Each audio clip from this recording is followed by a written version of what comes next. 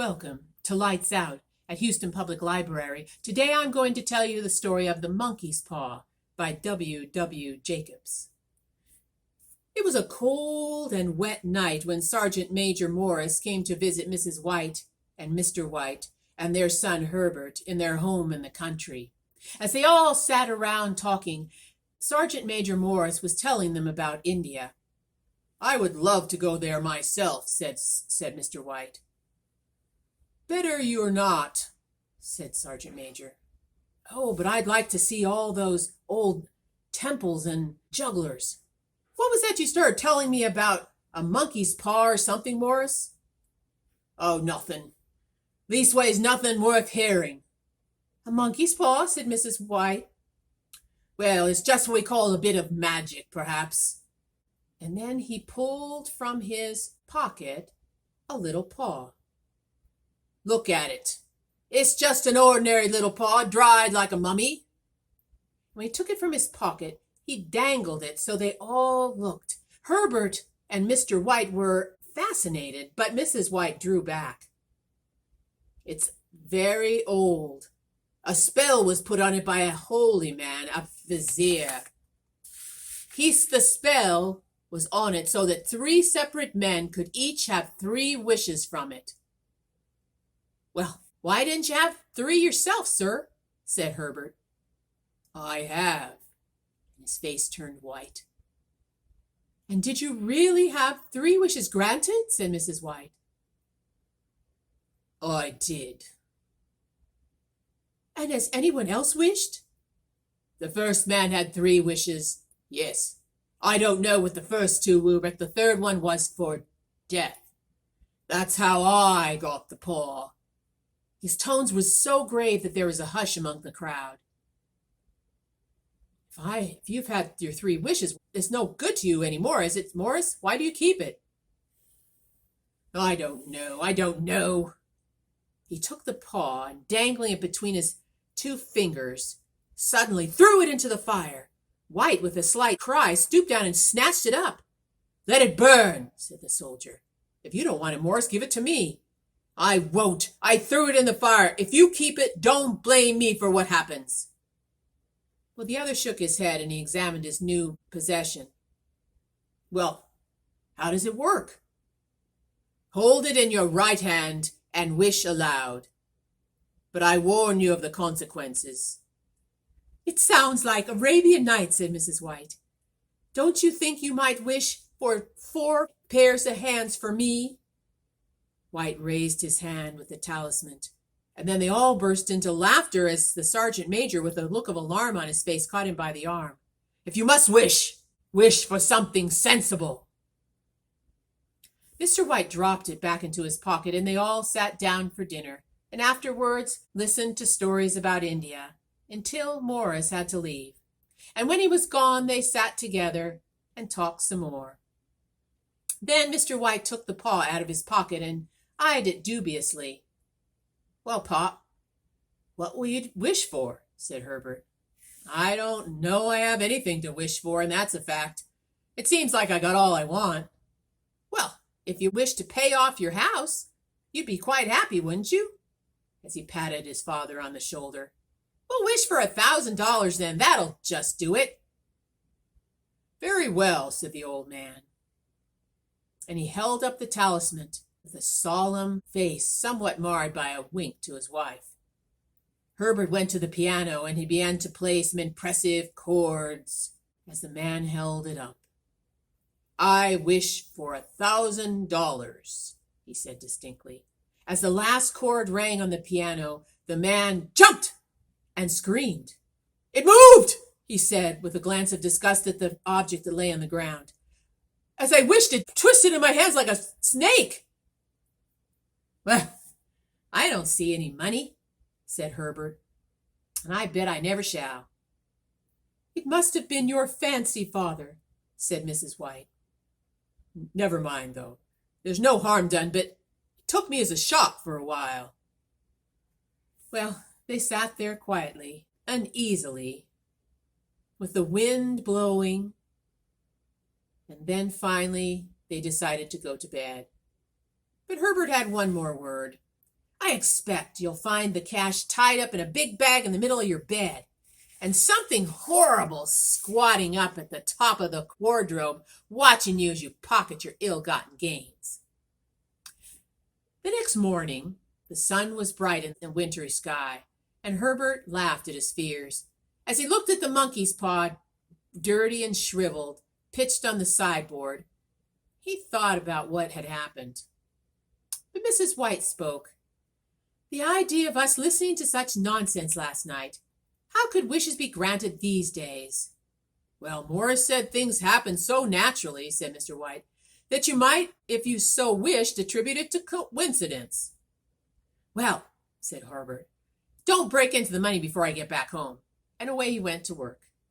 And so time passed, and as they sat there enjoying their afternoon, they talked about the paw.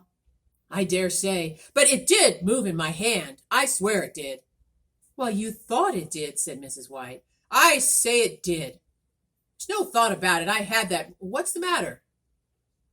And his wife was looking out the window, for there was a man that was so nervous. He paced back and forth, coming to their gate and then going away 4 or 5 times. Finally, he approached and she opened the door for him. I was asked to call, he said. I am from Ma and Megan's. Is anything the matter? Said Mrs. White. Did anything happen to Herbert? What is it? What is it? There, Mother, said Mr. White. Sit down and don't jump to conclusions. You haven't brought us bad news, I'm sure, sir. I'm sorry. Is he hurt? Badly hurt.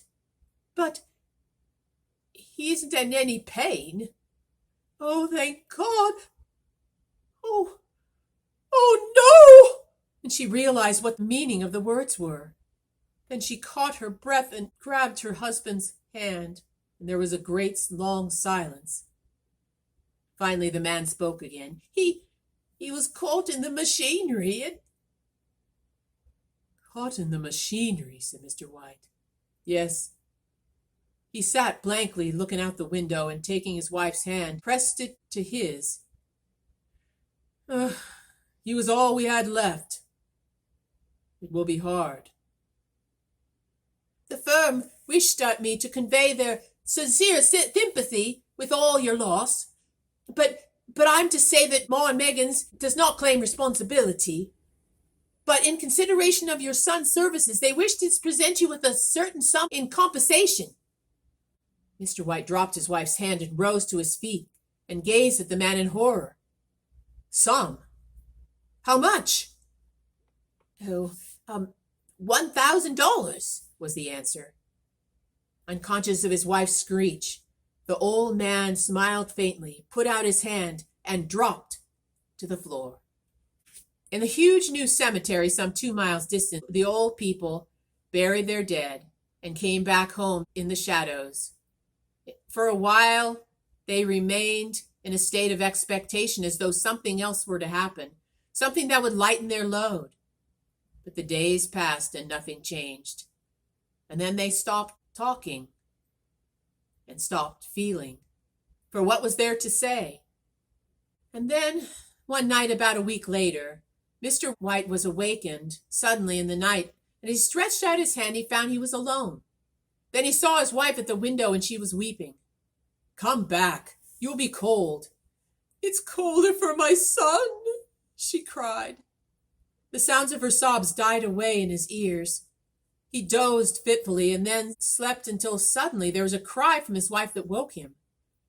The monkey's paw! The monkey's paw! Where? What is it? What's the matter? She stumbled across to him. I want it. Where is it? Where is the monkey's paw? You didn't destroy it. It's in the parlor. Why? She laughed and cried together and bending down kissed his cheek. I only just thought of it. Why didn't I think of it before? Think of what? The other 2 wishes. We only used one. Was that not enough? No. We'll have one more. Go down and get it quickly and wish my son alive again. The man sat up in bed and flung the covers from his quavering limbs. My God, you're mad. Get it quickly and wish. Oh, my boy, my boy. Her husband struck a match and lit the candle. Get back to bed. You don't know what you're saying. Go get the thing and wish. And she dragged him toward the door. Down into the darkness he went, and he felt his way to the parlor. And there he found the talisman.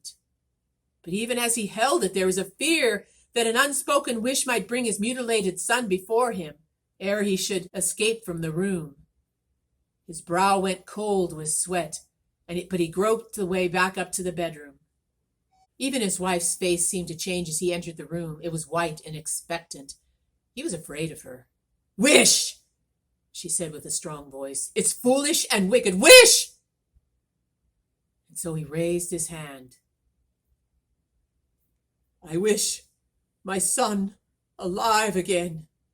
The talisman fell to the ground, and he shrank into a chair as the old woman with burning eyes walked to the window and raised the blind.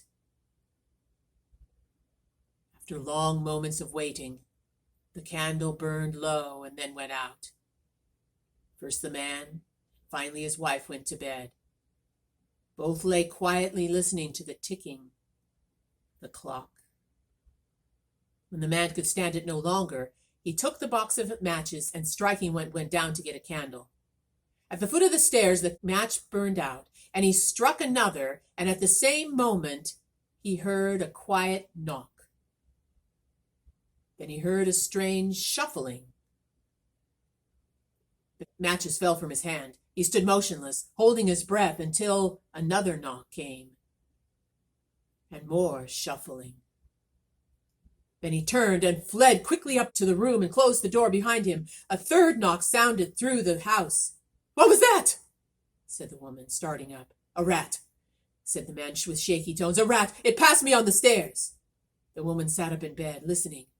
A loud knock resounded through the house. It's Herbert! Oh, it's Herbert! She ran to the door, but her husband tried to stop her. What are you going to do? It's my boy, it's Herbert! I forgot it was 2 miles away. What are you holding me for? Let go. I must open the door. No, cried Mr. White, trembling. Don't let it in. You're afraid of your own son? Let me go. I'm coming, Herbert. I'm coming. There was another knock and another. The old woman wrenched free and ran from the room. But her husband heard her run down the stairs and pulled the lock opened. Pulling and pulling on the bolt, but it was hard to open. The bolt, she cried. Get down here and help me. I can't get it open. But the man was upstairs, on his hands and knees, groping wildly on the floor in search of the paw. If he could only find it before the thing outside got in. Still he heard the knocking, and the scraping as the woman tried to open the bolt. He heard the creaking as the bolt finally slowly came open. And the same moment he found the monkey's paw and frantically breathed his third and last wish. The knocking ceased, although the echoes of it still filled the house. He heard the bolt click and the door open. The cold wind rushed up the staircase, and a long, loud wail of disappointment and misery from his wife gave him courage to run down to her side, and then to the gate beyond. The street lamp flickering opposite shone on a quiet and deserted road.